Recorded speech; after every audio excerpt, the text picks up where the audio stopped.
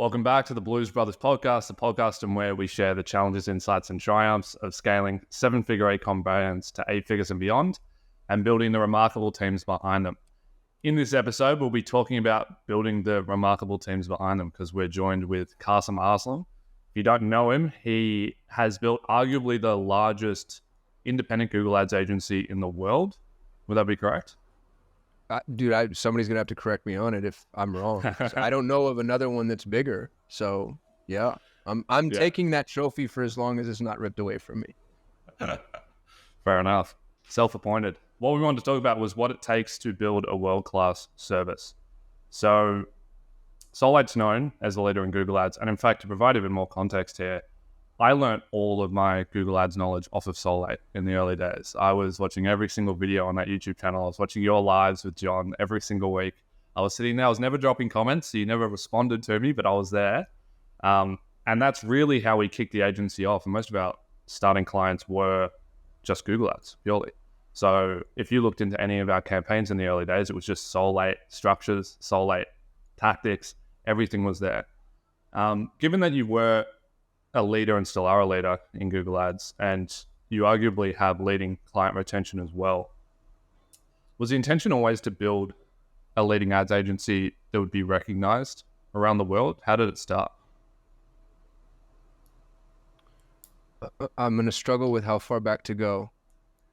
I started Solutions 8 with a business partner, and we were a full funnel ad agency, and that failed miserably. And I don't think that's what you're asking. So I had this shell of a business, and I had like 12 clients. And so I had a marketing agency with 12 clients that was making some money. And I just wanted, like, it was making more money than you could throw away. So I couldn't just shut it down and walk away, but I didn't want to touch it anymore. And I knew John Moran. He was a client of mine. He was the worst client I've ever had. It was horrible because he was so accountable and he was so just on the ball. And I remember, this is a fun story, I hope, Nathan and Seb, and you guys, like, you reel me in, Kay, if I start to bore your listeners to death. But this is the story of talent acquisition. I think as an entrepreneur, the thing that is most important for you to learn is talent acquisition. And John, as a client, used to stalk me for my deliverables. And I remember one time in particular, him and his dad owned a company that was paying me to do, I don't remember what, I was building websites or something. And I owed them something Friday at 10 a.m., let's say. And I got an email from John at 10:01. Hey, buddy, just wanted to check in on that thing. Didn't answer because I didn't have it. I wasn't ready. I was farming it out to some vendor in Pakistan, and they hadn't given it to me.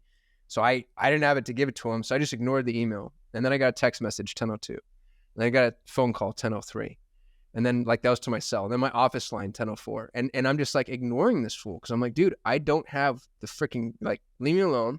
And I figured if I can just get to the weekend, by Monday I'll have it. No big deal. Sorry, I missed your call, whatever. And I'm in my office, and all of a sudden I hear, and I look around the corner, glass door, I see John Moran outside. He drove the 20 minutes from his office to mine. And I was just like, who the hell is this moron who, like, will not leave me alone and just doesn't let up? And so, you know, I go and I unlock the door and I'm like, hey man, I'm so sorry. I've been ignoring you. I don't have it. And that was the seed that was planted. So flash forward however many years later, his business had gone under. Shitty investor brought the whole thing down. And I had this little marketing agency that I didn't want anymore, but I didn't want to shut down because it was still making some money. So I thought, if I can take the most accountable human I've ever known in my life and I can make him run that agency, I'll have mailbox money, passive income. I'm a brilliant entrepreneur. And that's kind of how it started. I just wanted free money. And then it ended up not being that at all. John forced me to work. It was a picnic table, swear to God, and a tower computer, and he set it up in my den, and he would drive 20 some odd minutes from Cape Creek, Arizona to my house, and we worked out of my den. And we just had this marketing agency, and I say marketing agency, we're just doing random shit for people for money. It was like digital handyman. It's like, will you give me money for that? Because I'll do it. And he was the one that spotted that. He's like, dude, everybody that's successful long-term and actually works is successful with Google Ads first. And when we niched down into Google, that's when it, like, all of a sudden was like, oh, this is how you build a business. You actually have a service that has a system. And we were outsourcing all of Google Ads. That's the fun open air conspiracy secret too, is we weren't even running Google Ads. We were outsourcing it to this other agency.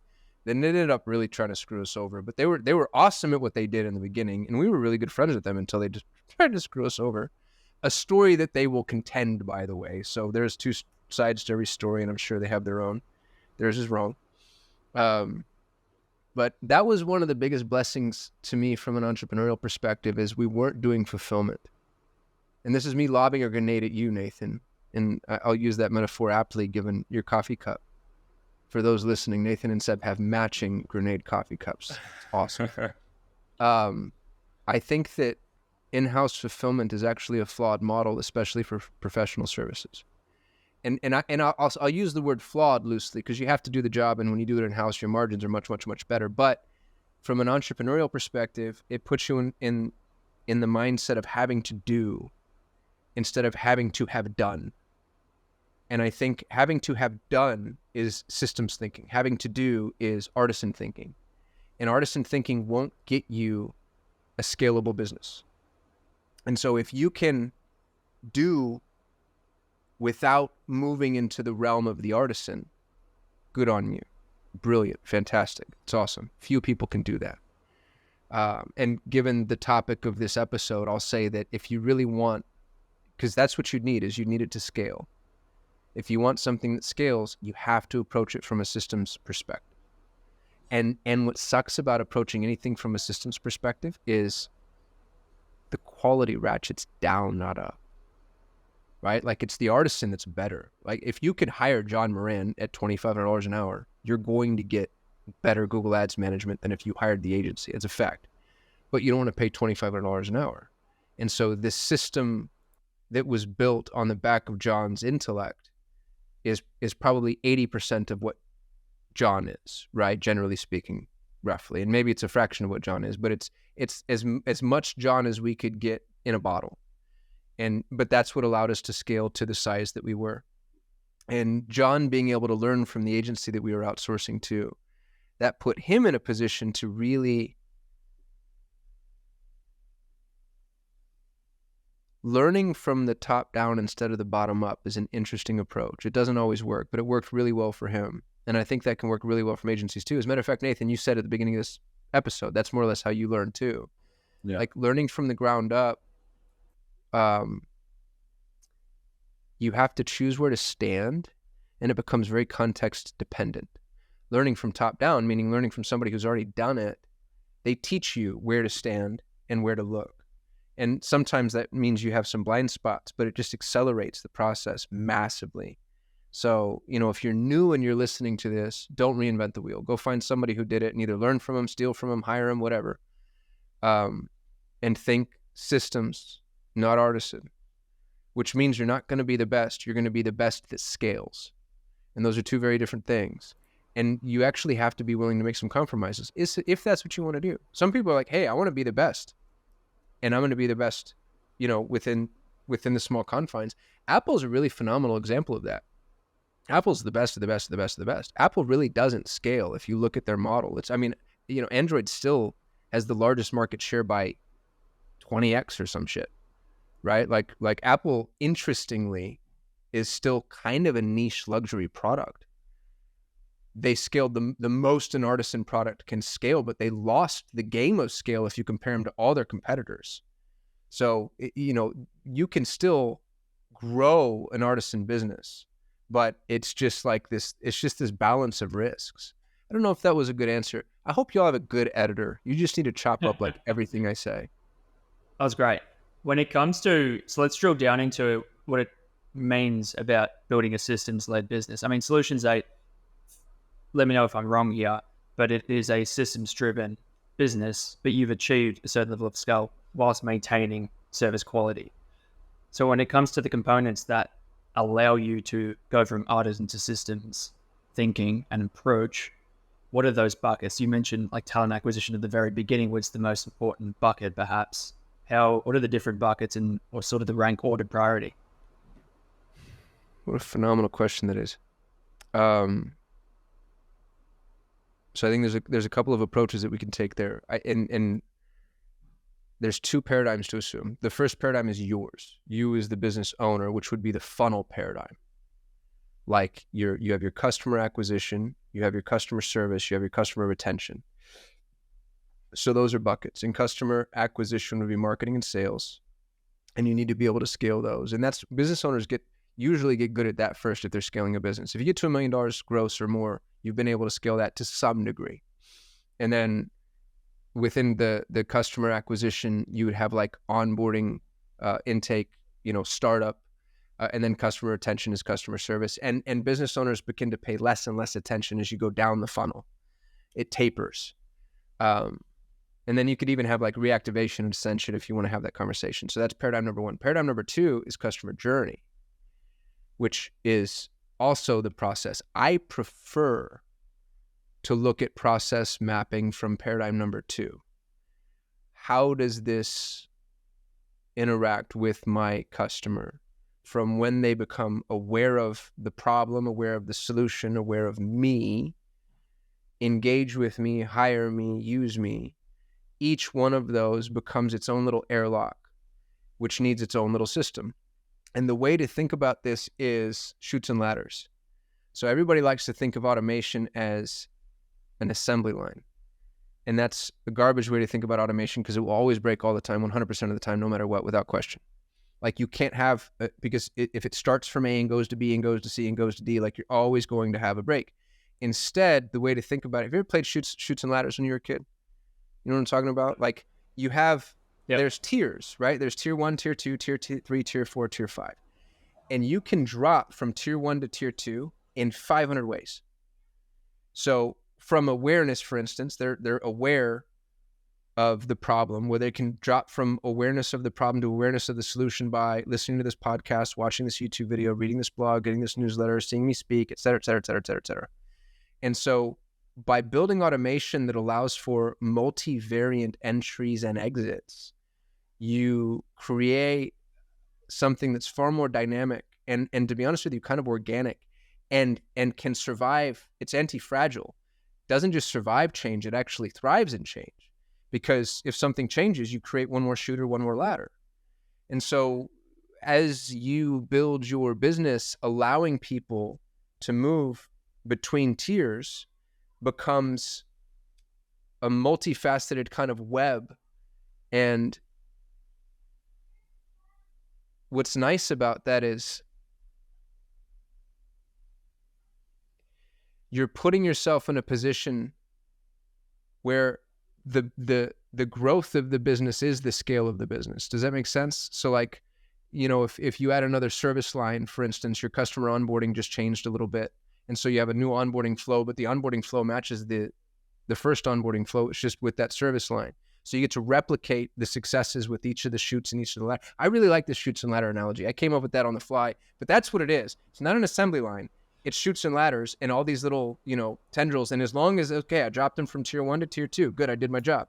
From tier 2 to tier 3, good, I did my job. And then you'll notice common denominators. Generally speaking, 80% of our customers come through this particular chute or this particular ladder. And that's okay.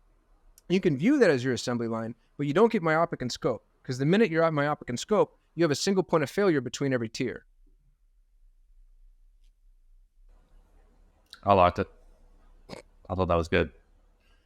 I want to switch gears a bit because I just thought of this question while you were talking through that, which was that how did you scale the sales portion of the agency? Because I think that one of the biggest debt spirals that most agencies likely fall into, and you were probably in it in the early days when it was just you and John offering any service possible to anyone, which is you go out of ICP and you take on any client that you possibly can.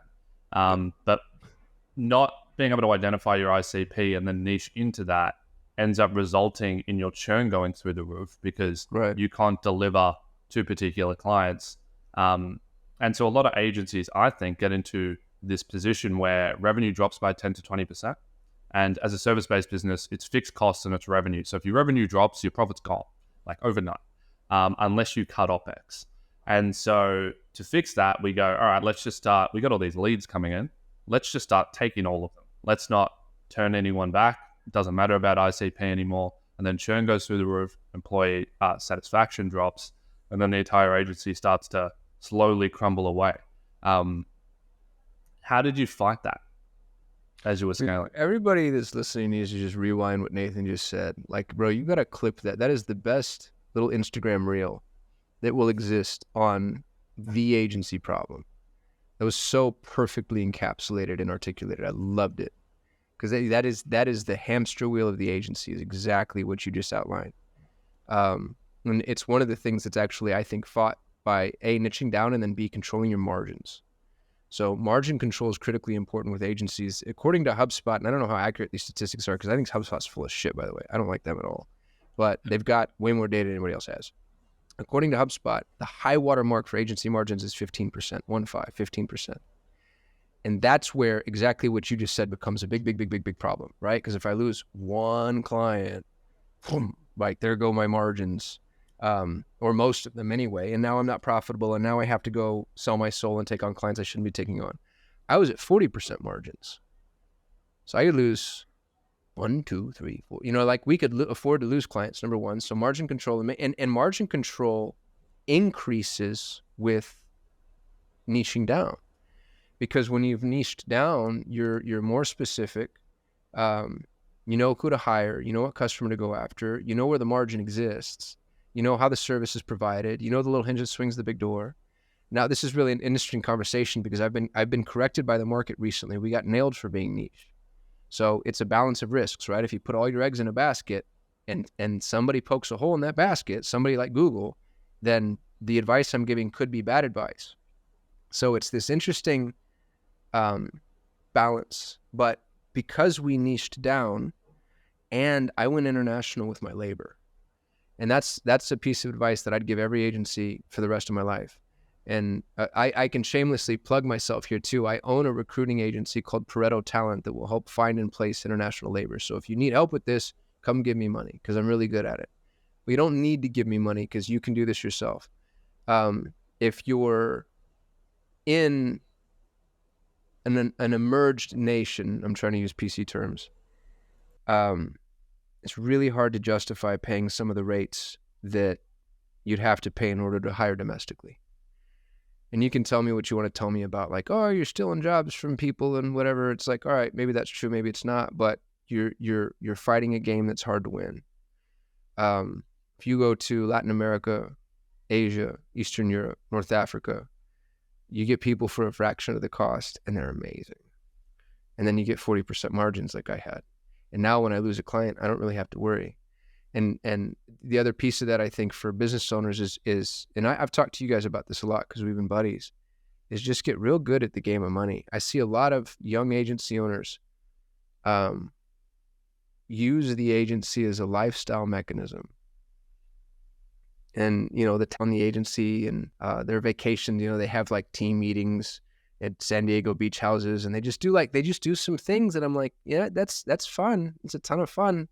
But if you're not padding the coffers, the flood is always coming, you know? So like sack your lunch, drive a piece of shit car, you know, stay in the basement, like live with your mom. Who cares? You're building a business, be entrepreneurial. You're in the trenches, stay there and stay hungry, stay lean. And then you don't do exactly because the trap that Nathan just described, dear God in heaven, that's the rule, not the exception. Avoiding that trap is so hard, and money is the absolute answer. Margin thick coffers, making sure that if you do lose a client, you don't have to sell your soul, because having to say yes to a client that you shouldn't say yes to, you're taking on water now. Now the client, even though the client's paying you, they're a shit client. Your employees are pissed off. The client's pissed off. You're probably going to lose him soon, which now you're in that same problem again, but with having already taken on water. So trying to avoid that problem is critical, and making sure that when you are making money, you're putting yourself in a position to survive that, you know, as the pendulum swings the other direction, I think is really important. Was that an answer? Do you feel like I sat on the fence there, or is that pretty good? 100%. Yeah, I couldn't agree more. It's like there's a ton of second order impacts on the business long term. It's like the marshmallow test. You can't just dude, it's like the marshmallow test. Yes, that's exactly what it is. It's the entrepreneurial marshmallow test. That's brilliant. Awesome.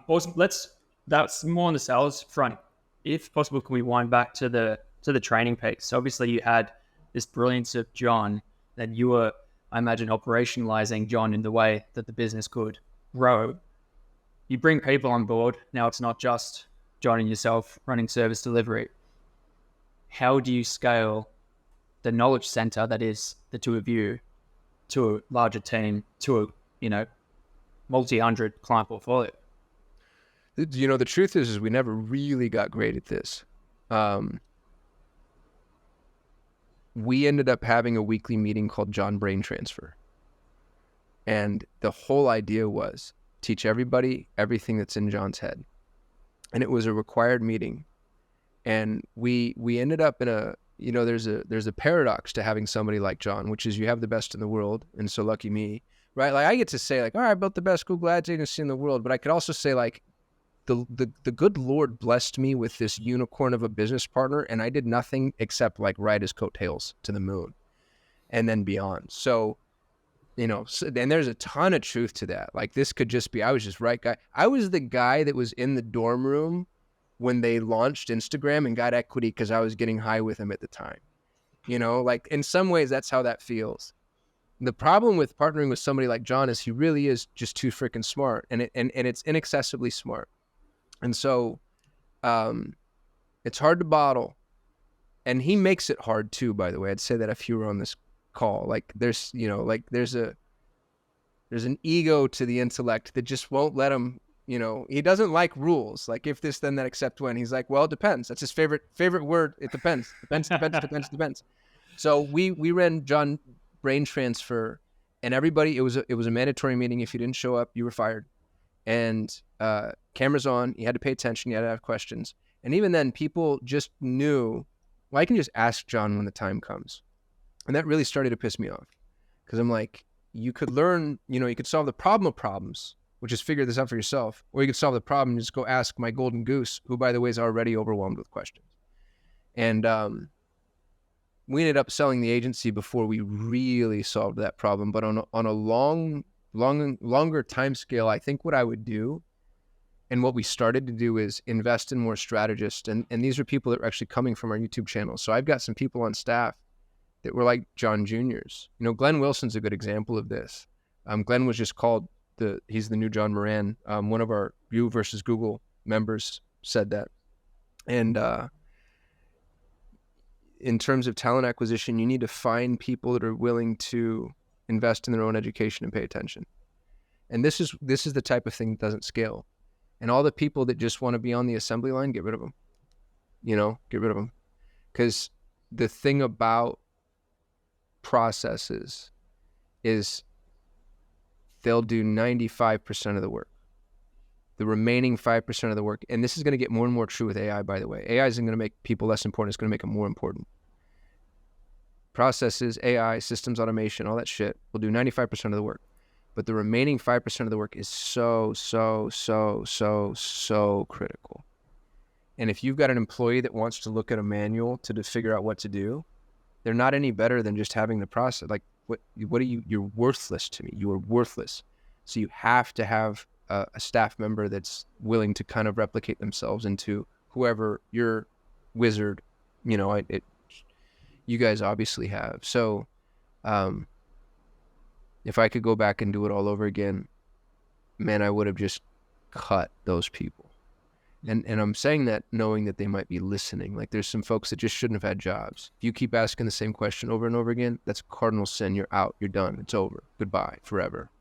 And AI is going to shine a brighter light on those folks. If you're not willing to use your head and really think through shit, man, you're just not going to have a place in the world. You're so replaceable and so usurpable. 100%. When it comes to that, so that's sort of leaning more towards advice for the operators of the agency. What about for the people? So for the strategists, you mentioned a few, I guess, qualities or behaviors that they exhibit that makes them an A player within the agency. What advice do you have for people who are looking to be fantastic, exemplary artisans within a systems-led organization?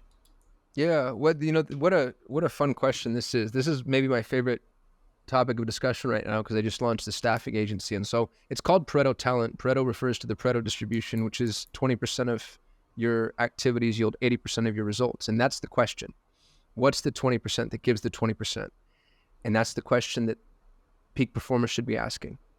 Stop trying to do everything. If you really want to be a peak performer, Gary Keller talks about this in his book, The One Thing, which, by the way, if you only read one book in your life, it should be The One Thing, interestingly, ironically.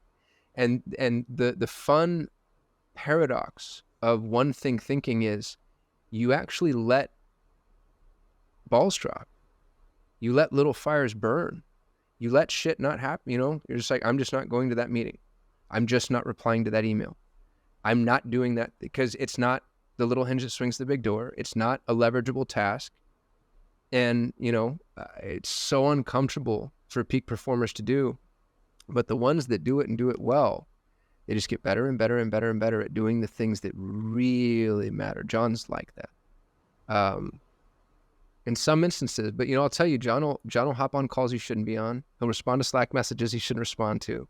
He'll do tasks he shouldn't be doing. And I think some of that needs to be forgiven because he loves it. So if somebody really loves doing something, get out of their way and let them do it. But if you're trying to be invaluable to an organization, you actually need to teach the organization where your value is. I did an episode of Perpetual Traffic that's worth listening to. And I learned this delegation construct from Dan Schwartz, who is the CEO of InvestorFuse. He sold recently at an exit. Good for him. But at one of his mastermind events, he split all tasks into 4 columns. $5 an hour work, $50 an hour work, $500 an hour work, $5,000 an hour work. $5 an hour work is work that can be done by any EA. You need to outsource that right now today. $50 an hour work is work that's done by knowledge workers, skilled labor, but still not impressive, any trained person. $500 an hour work is where most entrepreneurs and high-end employees live. And they think that might be the end. And then $5,000 an hour work is shit that only you can do. This is John Moran work. Wherever it is that you are John Moran, I think when it comes to recruiting, that's my $5,000 an hour work. And what your job is to push yourself further into the right columns as you possibly can and out of the left columns. And the fun exercise to go through is track your time, or if you want bonus points, delegate this. Go hire somebody from TaskRabbit. Track for an entire week. This wouldn't cost you that much money. For an entire week, track everything you do in 10-minute increments. Every call, every message you're sending, every email you're sending. It's a pain in the ass to do, but you could do it. And then go put them in a Google sheet and put them in the columns. And when you find out, dude, how much $5 an hour work you're doing, it'll blow your mind. You're just like, oh my, you're like, oh my God, I cannot believe, it's insane. And go hire yourself an EA. Because you should not be doing that work. And some of the stuff you just shouldn't be doing, right? And there's 3 rules. I learned this from Steve Napolitan, a really brilliant entrepreneur. He's worth having on your podcast, by the way, if he'll come on. But for any task, you need to ask yourself 3 questions. First question is, can I eliminate this? And the more sophisticated you get as an entrepreneur, the more the answer is yes, I can. And if you can't eliminate it, can I automate this? And the more sophisticated you get as an entrepreneur, the more the answer is yes, I can. And if you can't automate it, can I delegate this? And the more sophisticated you get as an entrepreneur, the answer is yes, I can. And if you can't eliminate, automate, or delegate it, you need to go hire for that role, because the truth is, especially as a business owner and entrepreneur, you shouldn't be on the freaking org chart. You shouldn't exist. You're working on the business and the business. Now, if you're an entrepreneur, if you're working in the business, it's okay that you're the one that is doing the work, but it better be in those last 2 columns. It better be $500 an hour work, and you should be pushing yourself to $5,000 an hour work. And it's okay, I think, for you to advocate on your own behalf to the business owners or your, point of contact or your manager or your C-level exec, and show them the math. Be like, hey, I have $5,000 an hour work, $500 an hour work, $50 an hour work, $5 an hour work. Here's what it's costing you.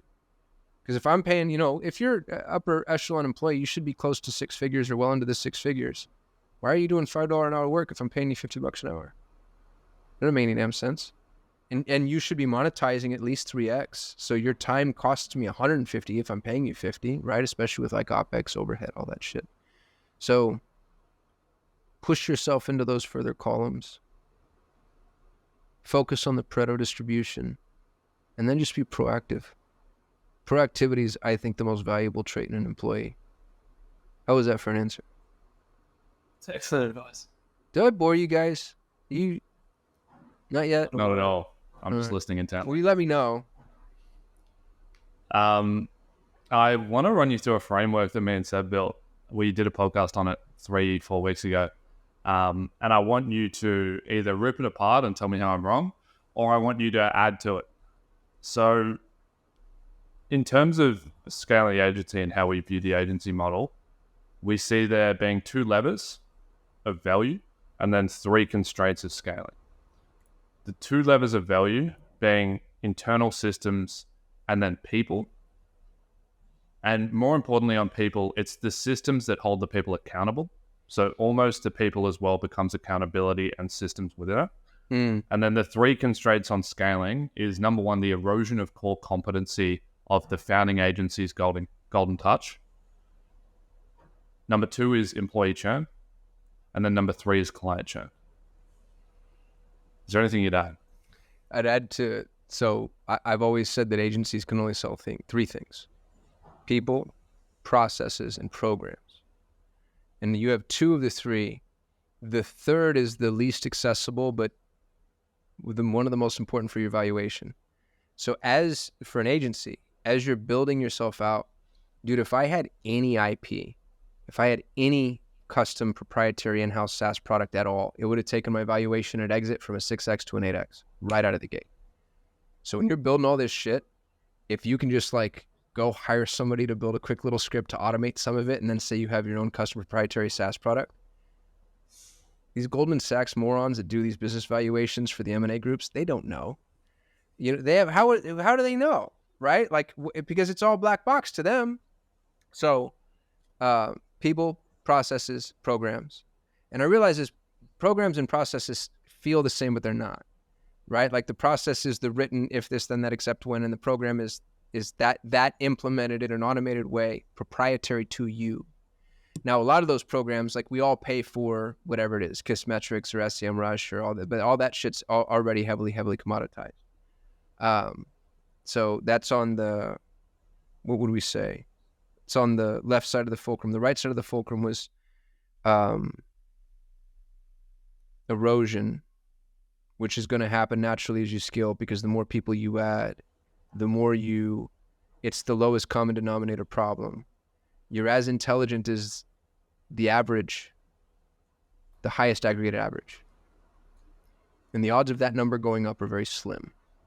Near impossible, actually, right? Like it can happen, and it can happen with one really good hire. But generally speaking, you can just maintain status quo or drop as you grow. Employee churn, which I can talk about how to try to fight that a little bit, and then customer churn, which we can talk about how to fight that too. But you asked me to piece the framework apart. And I think you're spot on, dude. I think that's rock solid. I think you're exactly right. Yeah. Yeah. You know, I'll add a 4th one, which is it's the market and or industry change. It's the iOS 14 update. You know, like it's like, how do I contend with the Google algo update? I don't know if you agree or disagree as to whether or not that should, because your framework almost exists on the backdrop of what would hold the updates. So maybe I'm getting a little too meta, but it's always something to pay attention to and to be ready and prepared for. No, I would agree as well. Maybe that comes into the erosion of the core competency of the founder, because You're one right. of the reasons we even have an opportunity to excel and take other agencies' clients and come into the space with zero experience in the space is because we came with new information. We came with information that was on the forefront. And that comes into all verticals within the service. But for example, on the Google ad side, we were coming in with essentially John's knowledge. I was just piggybacking off John's content, everything he put out. And then we could beat everyone in Australia on Google ads because no one was at that forefront. And everyone was still running campaigns that they were taught how to build 6 years ago. And I'm looking at these ad accounts going, this shouldn't have worked for 6 years. What are they doing? And so I do feel like if the founding agency owners are able to identify shifts in the space and pivot the learnings internally at a fast rate, then that almost addresses that point. I think I agree. It's hard because so much of it you can't get out ahead of. So it's just about being nimble and responsive. But that's the core competency of the founder. So yeah, point yielded. Good point. Do you think, Kasim, like on a long enough time horizon, you can correct that first constraint about the erosion of the core competency? If it's the lowest common denominator and you get the right people on board and you find those people who obsess over being perpetual students and they look to raise the bar, raise that lowest common denominator as a great teammate, for example, if they see that on their field, do you think that is a possibility to correct? I'm normally, I think, a pretty optimistic person. Here's what's interesting. Have you ever read Good to Great by Jim Collins? It's worth reading. Here's what's interesting about it, though. Is Jim Collins did this, I think like it was a 40, 50-year study on all these companies that went from good to great and everything that made them. And you know what? No, it's also, it actually might be built to last that I'm talking about. But good to great's a good example, too, because they both fall into this problem. Who wrote Built to Last? So the book is called Built to Last. Oh, that's also Jim Collins. It was really funny. The companies profiled in Built to Last, when you flash forward, when was Built to Last? Built to Last was written in 1994. They all suck now. All of them. But they're the quintessential Built to Last companies. And the same was true for the companies he profiled in Good to Great.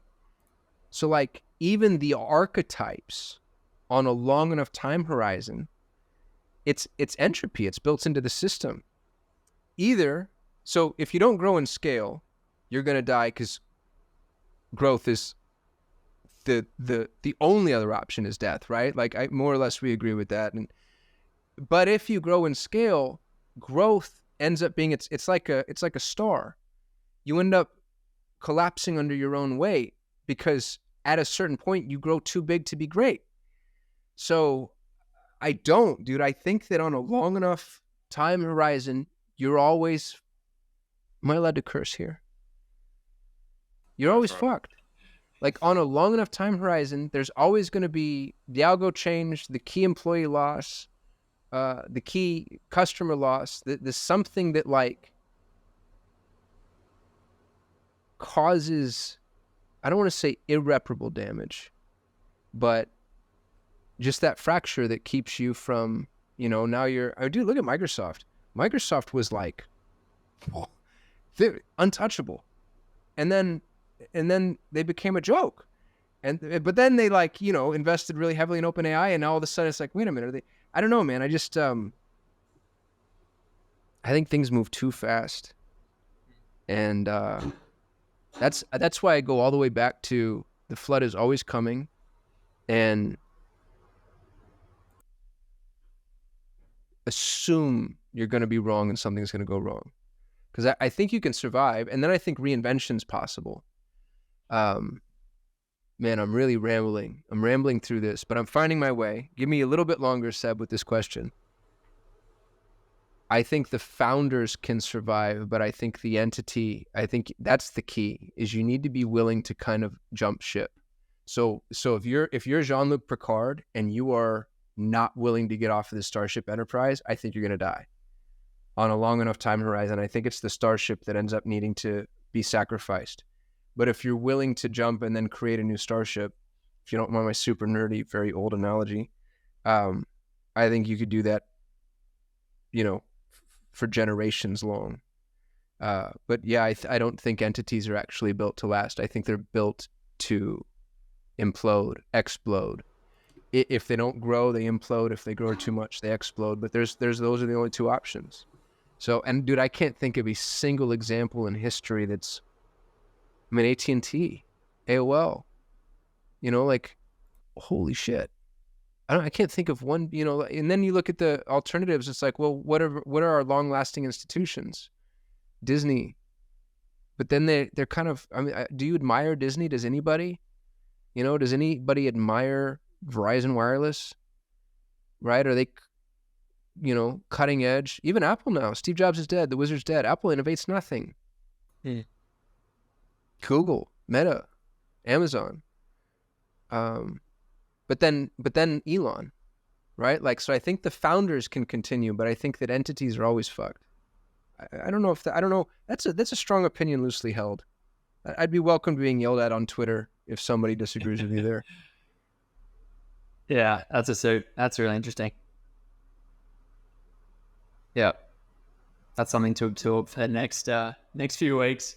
The last thing I want to hit on personally is the people. Like employee churn. It's something that you said you have tactics, strategies to look to correct that. Because I think the team's number one. It's the thing I'm most proud of. Is the team and the people behind what we build, and from our conversations, it's been the same for you. So, what advice do you have around correcting employee churn, or just anything to do with the team? Yeah, I think that people are the most important part of any business. People on all sides, right? So it's employees and vendors and customers. It's humans. It's the human endeavor. I happen to know a lot about y'all's internal workings because we worked together, and I think what you do is really stellar. I think people need to be loved on, and I really mean that. Like when you say that, it gets a little like, okay, here comes the hoorah soapbox, but God, it's just so true. Like people need to be seen. I do. Like when somebody pulls me aside for any reason at any point, at any opportunity, like, hey man, that thing that you did, that was really insert, superlative here.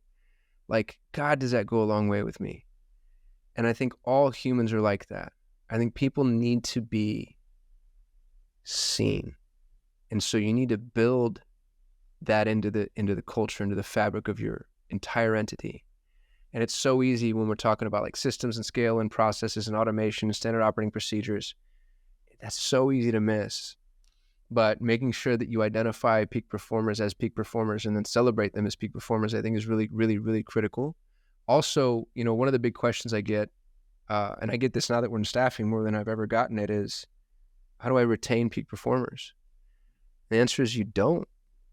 Peak performers are not to be retained. You think about that type of person, they don't want to be stuck to you. Why would they? And your system is a hierarchy, and all hierarchies taper at the top. They're pyramids. They'd have to be. And as you travel up the hierarchy, it gets more and more narrow and there's less room. So if you have a ton of peak performers, you're by nature going to age them out. So your job then becomes, don't try to retain them, try to ascend them. And I've got so many people that I've helped launch their agency, launch their career, get hired somewhere else. And when other people see that, now they know your heart posture and they're willing to stay longer. And when they do leave, they're willing to help train their replacement. And then they're willing to help when they leave if you have a question about some shit. So love on people, help them be seen, put them in positions to win. Don't try to slap on shackles. Give them the opportunity to ascend, because when a peak performer is done learning and growing, they're out. It doesn't matter what you're going to pay them. And you can golden handcuff one or two. John Moran was an employee before he was a business partner, and then I had to give him equity. But how many times can I do that before it just doesn't make any sense anymore? So I think the key to retention is, if you truly act in somebody else's interest, you'll have them for as long as optimal. Because you can have somebody for too long, and that's not good for you either, because now they're resentful. And then you can have somebody for not long enough, and that's not good for you, because now you missed out. So the key is going for the optimal length. And I have some employees I have an employee right now she's brilliant. She's brilliant. I love her to death. She needs to quit. I've told her this for 1.5 years. You've outgrown us. Go do something. Bigger business, bigger role, start your own thing. And I'll never fire her because I love her too much. But the job now is beneath her. And every now and then that'll happen, but for the most part, they're gonna move on. But if you don't give them the outlet to move on in a visible way, what's the word I'm looking for? To move on in the light, they're gonna do it in the shadows. You're gonna have a midnight move out. And you know what? That's on you, not them. Because they don't. This is an indentured servitude. People aren't your slaves. You don't own them. This whole like even like non-competes, dude. I'll stab you in the neck with an ice pick. Fucking non-competes. What a horrible thing to do to any human. Are you kidding me? You know, like it makes sense that you can't steal my clients. Fine. But to say you can't work in this industry because you worked for me, fuck you. Oh my God. Like that's like pre-Magna Carta thinking. Do you know? Like just the level of hubris to begin to assert that type of ownership over another human being. It's so infuriating. So instead, let your people know, hey man, I hope I'll tell people this. I want to get 2 years out of you. If I can't get 2 years out of you, you're worthless to me. You're gonna ruin things, and I'm gonna lose clients. I want 2 years out of you, and before you leave, you have to find and train your replacement. If you do that for me, I'll help you with everything. And I do. I refer clients and I help them launch. And dude, I've had ex-employees on my YouTube channel and they've gotten leads off of it that probably would have gone to me. But on a meta level, that ends up helping me with the 15 other employees that are all potentially going to leave at some point too. And they know, okay, Kasim's going to be a good guy when he leaves. So it's counterintuitive, but on a long enough timeline, it really, really, really helps. And then those people start referring work back. That's the other thing that's really interesting. I've got a couple of former employees. Colin Schmelbeck's like that. Colin's famous in the Twitter sphere. He's a huge name in PPC now. He's my employee. I asked him for 2 years. He gave it to me. Left on phenomenal terms. I referred him a bunch of work. He only wants to be a solopreneur. He doesn't really want to scale up. So he takes takes the cream and then refers us the people he doesn't want. I got a little preachy, but I'm standing by it. No, I thought that was a good answer. My last question here that I wanted to ask was, what are your expectations for the remainder of 2024 and 2025 in the agency space? Dude, agencies I don't know how it is in Australia right now. I know Europe's okay because I have some friends in Europe that are not yet sounding the alarm. It's a bloodbath here in the States. Lead flow's down, lead quality's down, customer acquisition's down. And, I own a mastermind dedicated solely for agencies, you versus Google. And then I know a lot of people that are in similar spaces.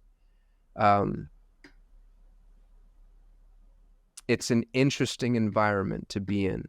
It feels like customers want, first of all, they're insourcing, not outsourcing. So people want in-house talent, not outsourced talent, which I think on a long enough timeline actually hurts them. But I know why they want it now. It's because so many things have changed. So many things have changed and all these new tools and all these new approaches. And it's just like, I just need somebody who knows my business. The problem with the insourcing model is it's not going to scale from an efficiency standpoint. And the specialized agency is in the crosshairs because people want to write one check. And I understand that too, because if you have a Google agency, you have a Meta agency, they're both lying to you. And we all know why, right? There's the problems of attribution and decisions and mirror and all this other horse shit. And so to have one person or one entity looking at everything makes sense. So I think 2024 is going to get harder before it gets easier. But I think what ends up happening is you lose, we're going to lose, I don't know what, 30, 40% of the competition, but all these clients are still going to be clients and they're probably going to loop back around. So I think if you can hang on long enough, I think the pendulum flips the other way fast. And now it becomes this really interesting opportunity to now, reap what you've sown if you've sown. So I would advise tighten your belt, hang on, and I'd be really careful about resting on your laurels. I don't think what has worked will work anymore or will ever work again. I think that the changes in the media buy space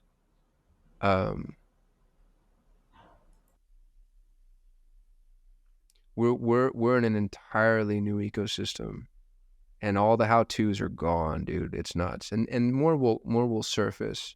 But I think people that aren't looking at things from a broader perspective, a more strategic perspective, full funnel, three-dimensional, multi-time, multi-touch, they're on the absolute chopping block. And they probably deserve to be at this point. So I'd ask agency owners to zoom out and decide where your value is. What is it that you're actually providing that's worth a damn? Because if it's pushing buttons, there's a lot of little bots out there that push a lot of buttons, it needs to be true thought leadership. And we all need to meditate on what that phrase really means. I hate that phrase. I'm a thought leader. Fuck you. No, you're not. You're an idiot who says shit on Instagram.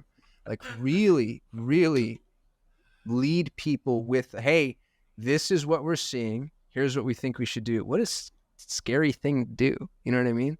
But that's what you need. That's where you need to be from an agency perspective, I think, in order to survive. And I'll probably be wrong because I've been wrong about everything, but it's so easy to just like wax philosophical and be prognosticative on podcasts, isn't it? Because it's not like it doesn't hold my feet to the fire. So you've been right about a lot of stuff as well. Yeah. I was speaking to Caden the other day. I was doing a video with him and we were saying the exact same thing where, particularly just in the media buying space, if that's what we're talking about with the agency land, media buying is actually becoming harder, but it's becoming harder because it's not click this button, negative keyword, this keyword, and then go about your day and then do that once a day. It's you really have to understand the systems and how the digital marketing platforms operate at almost a machine learning level to get an understanding of what their objective is, what they're trying to do with your campaigns, and then how to build campaigns from the ground up that are in the best interest and alignment of the profitability of your business. Because at the end of the day, what's Facebook and Google's objective? Maximize their own revenue. How are they going to do that? Make the numbers look as good as possible. And then it's 6 hours in itself. We could sit here and talk about all the layers that then goes down into and understanding everything. And that's something that I think I gained a really good understanding from by just listening to you and John back in the day.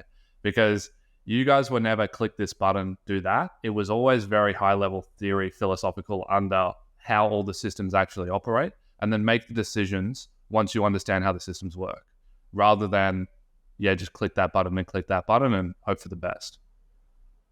It was for the 10 years ago, a media buyer was a grocery store clerk. It was like, oh, you just buy this and put it right. Like you just move this from there to there. And now a media buyer is an economist. That's what I heard you. Like you have to understand the entire ecosystem of this little microeconomy. And what a change that is, you know? Yeah, you're absolutely right. That's really interesting. I really love Caden, by the way. He's one of my favorites, and also one that's going to launch his own agency and one that I've told I will help. I'm glad you guys are connected. He's a good dude. Generous as always. Grateful for your time, advice, and friendship. Where can people check you out if they want to get more? I got a bunch of like super obnoxious self-promotional shit on my link tree. You can go to kasim.me, KASIM.me. You can join my mastermind. If you want to be my friend, you have to pay me 30 grand. You can hire me, which you probably shouldn't do, but my hourly is exorbitant because I don't love time for money. You can go hire one of my resources, which I do want to do. So that would be paretotalent.com. And the truth is, I don't know what I want to be when I grow up. So I don't really have like a thing or an offer or a channel. I just quit perpetual traffic, which is sad, but that's life. And someday I'll have a better answer to that question. Perfect. Thanks, Kasim. I appreciate it. Yeah, thanks for having me on, fellas. Appreciate y'all.